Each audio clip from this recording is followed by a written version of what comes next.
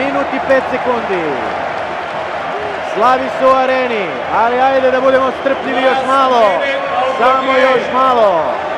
Poslednji minut je u toku. 26-22. Vujin, Vučković.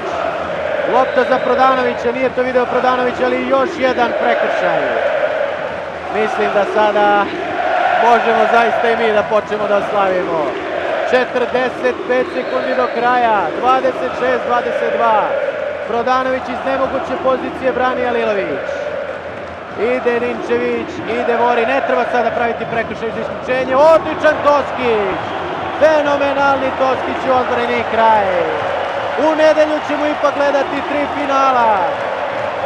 Finale rukometnog i vaterpolo evropskog prvenstva i finale Australian Opena. Mi nismo sportska nacija, mi smo čudo od sportske nacije. 12 sekundi do kraja, prekinuli su Francuzi ovaj napad Ilića. Ninčević i on je izgubio svaku nadu. Ninčević pokušava, Stanić brani. 1-0, 26-22.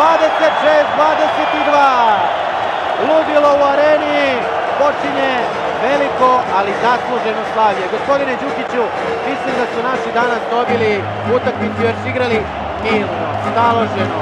Nisu dozvolili da ih euforija dekoncentriše. Odigrali su ovu utakmicu kao protiv svakog drugog protivnika. Jednostavno nisu se obazirali na ime svog rivala u polufinalu, već su odigrali najbolje moguće u ovom trenutku i zasluženo slavili.